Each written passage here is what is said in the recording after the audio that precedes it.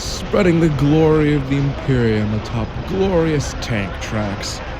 Feels good. I wonder if I'm forgetting anything.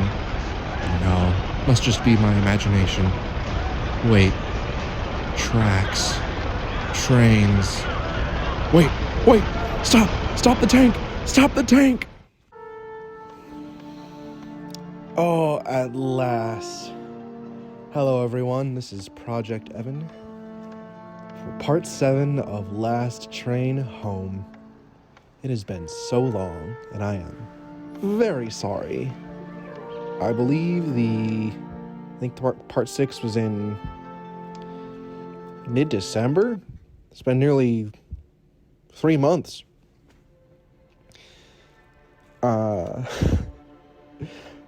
We'll do a quick recap of what all happened last time because it's been so long, and then I'll explain or try to explain my absence. After knocking, First Lieutenant Svoboda walks in and hands you a telegram message. He is visibly nervous, but keeps his comments for after you've read the message. Order 377. To all Soviet workers, peasants, and soldiers from Penza to Vladivostok, every soldier of the Czechoslovak Legion seen with a weapon is to be shot on the spot. Czechoslovaks are part of the international imperialist conspiracy and support the counter-revolutionary powers in their effort to divide Siberia.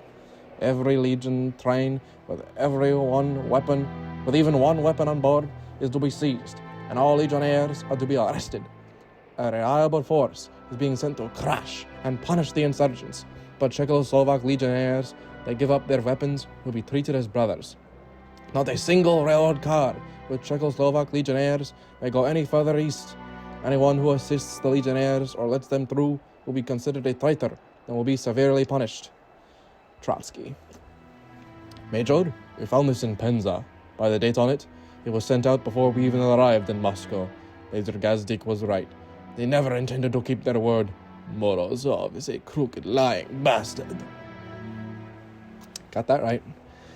And then we are introduced to the threat system, which is like in XCOM 2. If we stay idle for too long, then we're going to get attacked by the Red Army. So we got to keep the train moving, is what that means. Major, we found some train cars, but it looks like we can only salvage one of them. We can use the other for parts. Which one do we salvage? So here I chose the workshop car because the kitchen car doesn't actually improve the efficiency of your rations. You don't need the kitchen car to feed your men.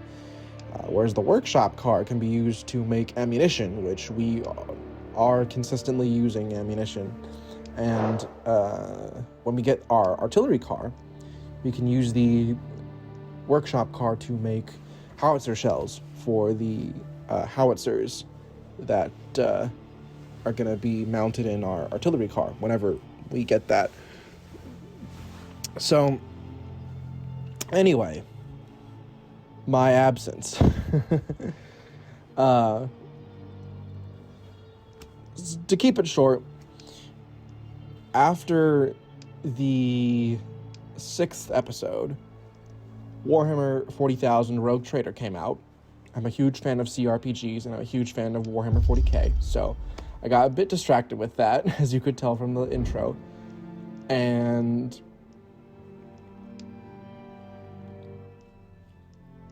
after about maybe a week or 10 days of just playing nothing but Rogue Trader, I got sick. I got very sick.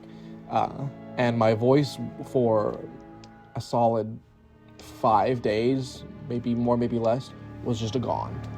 I could not record any VO. I was able to record part 7, so this footage that you're watching is very, very old, but I couldn't speak to any degree of quality. And then I didn't have time to record after recovering because right around that time, it was getting close to Christmas. So I traveled to see my family, and so I was away for a while on a trip doing that. And then after that, I was given an offer for a new job.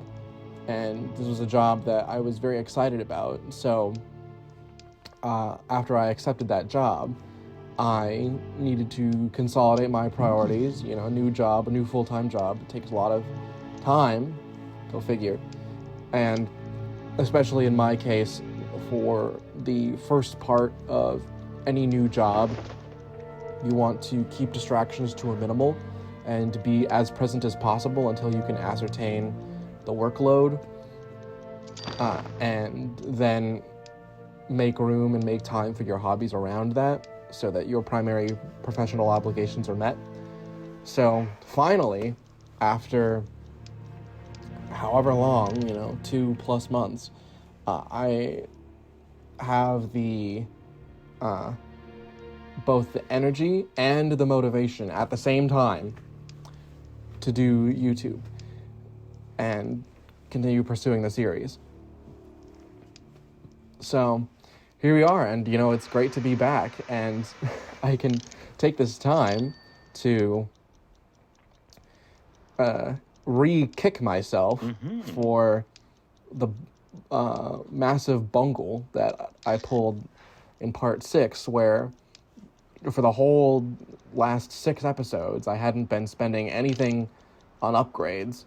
And so not only did we need to leave materials behind because I wasn't spending any upgrades, or not spending any materials on upgrades, but I also ended up leaving Legionnaires behind at the end of episode 6 because I didn't bother to upgrade the capacity for my car, so we couldn't take anyone else. Well, that should hopefully be rectified now. And I'm also properly upgrading the comfort level of our cars as well. So we have, some facilities and options for central heating, which I want to get ahead of that and prepare, because as we get further and further east, it's going to get colder because we're also going northeast to Vladivostok. And I forget how much precipitation in snow Siberia gets every year, but it's very cold all the time. And so we can't just how our men hold up in some train cars with wood paneling and bunk beds. We need to give them actual facilities. So it turns out that the threat mechanic actually doesn't increase until we've actually started our locomotive in this chapter. So I'm taking advantage of the 0 threat gain right now to upgrade all our stuff and reorganize and consolidate our men. One of the car upgrades is improving health regeneration for men convalescing, or legionnaires convalescing inside, which is a huge boon. We haven't had anyone die yet, fortunately, but we have had situations where our troops have been badly wounded or injured, and just waiting for them to convalesce gets prohibitive, takes a lot of time, and you would prefer to have that soldier in the field as soon as possible. So that's hugely beneficial.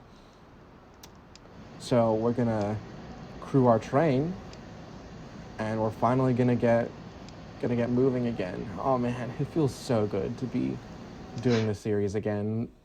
Not least of all because despite its eccentricities, I love Last Train Home. It's such a fantastic game. Being historically authentic was clearly extremely important to the developers. And oddly enough, it's the third game that I have played and loved that has something to do with Czechoslovakia, whether the setting or the developers being Czech. The other two being Virginia and Kingdom Come Deliverance. Virginia being composed, the soundtrack for it being composed and recorded by the Prague Philharmonic Orchestra, and Kingdom Come Deliverance being set in medieval Bohemia or modern Czechoslovakia. So it's just great to be back, man. I love the game, and I've gotten a decent amount of viewership and some really encouraging comments, or specifically encouraging texts from friends, and one extremely encouraging comment on the videos. So I am highly motivated to maintain this series, however long it may take. Obviously, I'm not going to be able to be uploading every... Oh. I'm sorry, Major. It was terrible. So many bodies. Women. Children. Murdered. Violated. Whoever is behind this, the Reds, the Whites, or some bandits, they are not human. So we came across a destroyed village, and Peter Mindas gained the traumatized trait, and the squad that we sent out lost a ton of morale. So, that's unfortunate, but it's a civil war, man, and if the period-accurate photos that I researched and plugged in one of the previous episodes are anything to go by, this was a particularly brutal conflict. Not only because it's a civil wars being uniquely cruel and ugly conflicts, but just the absence of food, materiel, and the fact that Russia itself had fought a solid 3 or 4 years worth of war before this in the form of World War I, the Great War. Back to back, you've gone from World War I into a coup, a bitter ideological coup between monarchism and communism, then right into a civil war, then right into a famine. Russia was just... on the standard of Russian history, Russia is straight up not having a good time right now. So, that should be an indication for just how bad stuff sucks for Russia right now. So, we're just, as we go further and further east, encountering the realities of war, you know? And somehow I don't think that the White Army is going to be any better, even if they're not directly hostile to us.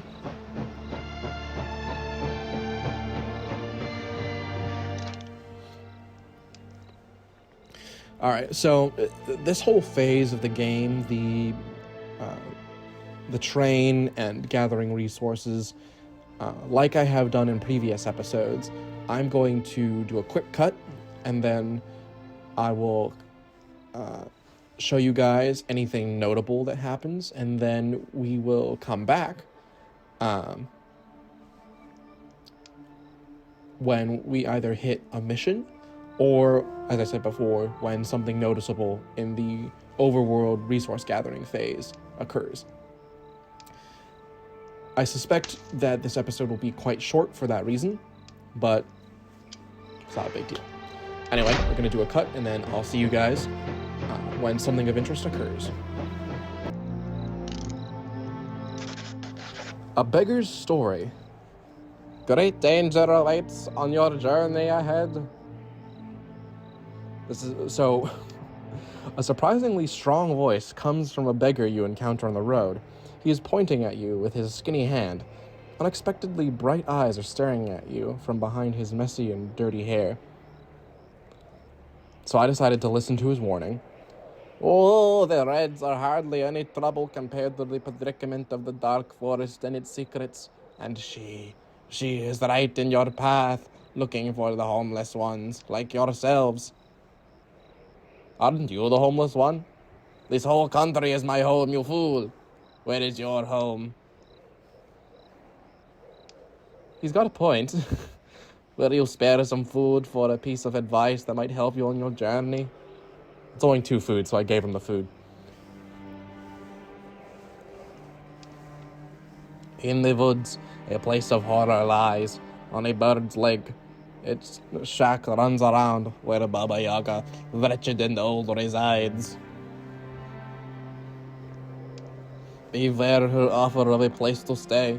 There's a catch, don't make a sound, so you won't end up as her prey. Those who do not give her tribute to her broth might end up to contribute. Did you just pay to hear a nursery rhyme? Yes, I'm afraid so. Your soldiers have a good laugh and leave. I hope that that is not foreshadowing for something. But we'll see, won't we? I'll do another cut, and then I'll talk to you guys later.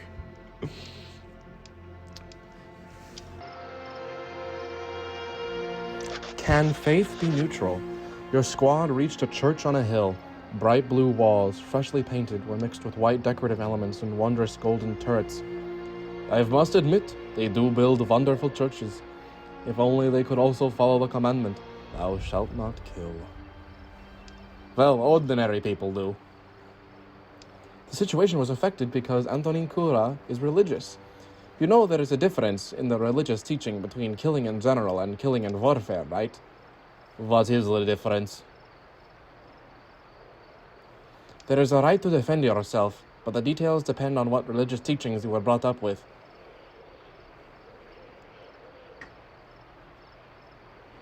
So you are saying that you can kill if you defend yourself. Then us returning home is self-defense, and those attacking are committing sin? I believe so. Those attacking us are committing a sin, then. Yes, their blood will be there on their own heads. Dominic laughed at Toussaint's sarcasm, but there was no joy in the laugh. The ambivalent nature of your predicament is not easily debatable. Antonin followed the description of the Torah and its sections on justified killing. Others listened carefully, although no one wanted to elaborate on the topic. The soldiers knocked on the door of the church, and a priest unlocked the door and came out. I am Father Gibov. Do you seek refuge in our church? No, Father. We are on a voyage home. We are Czechoslovaks. Ah, yes, you are the Legion. Welcome, welcome. You and your provisional government have our respect for your effort in neutrality. Doesn't your church side with the Tsar and the White Army? Oh, no. That is what the Bolsheviks are trying to force you to believe. We are pursuing many reformations and striving for the restoration of the Patriarchate. I don't know. Won't you become an even greater enemy to the Red Army then? Maybe so. But I see no other way to unite all sides of the conflict. Something greater than man must unite us all, and it can't be an ideology. I hope you have weapons hidden in the church, for your sake. We have a lot of books, but weapons? I'm not fond of them very much. Yet I understand they are necessary. You're heading to Vladivostok, right? Da, Father. You've got a long way to go. I pray for your safe return. Come with me. Father Gibov invited your soldiers for a humble meal and prayer. Antonin insisted on going, and the squad agreed. Before your squad left the church, Father Gibov offered to take a part of church supplies. Offered you to take a part of church supplies. That is a gift from the Russian Orthodoxy. And I accepted, and I specifically accepted the wood, because we'll need that for upgrade. We don't seem to be doing too badly with food right now. Father Gibov waved your soldiers, and even skeptical Dominic was feeling. I don't think I read that right, but regardless, I was concerned for a second there that was the Baba Yaga foreshadowing episode that we were warned about by the beggar. But no, it was just a wholesome member of the Russian Orthodoxy, which is topical because the Orthodoxy seems to be bouncing back IRL right now.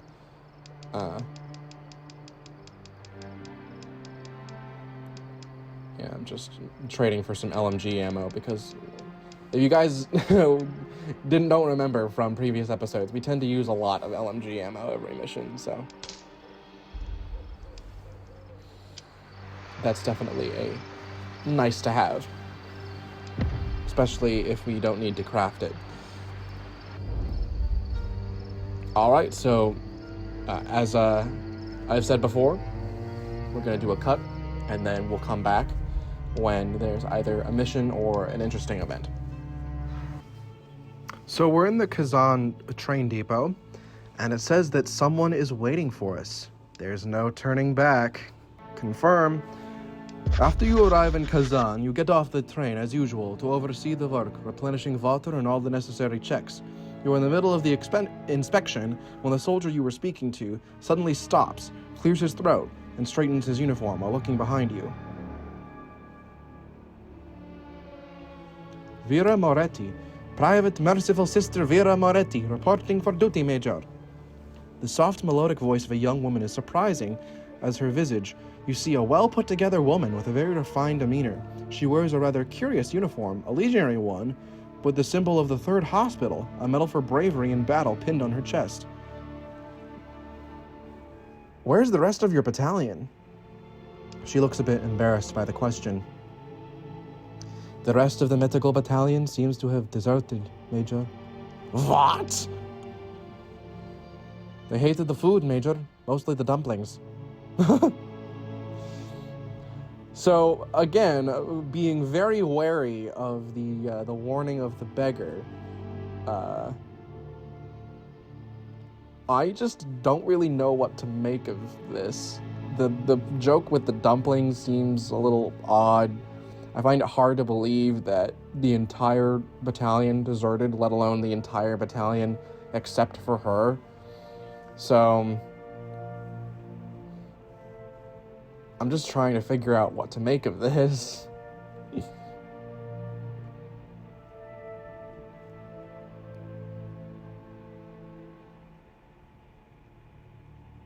And eventually I conclude, I don't trust you. And then we lose a ton of morale. And then Svoboda says, I can vouch for her. I was there at the Battle of Kazan almost a year ago. The commendation she has is real. She went into the field to patch up guys while the machine guns were tearing up the ground. So I trust Svoboda.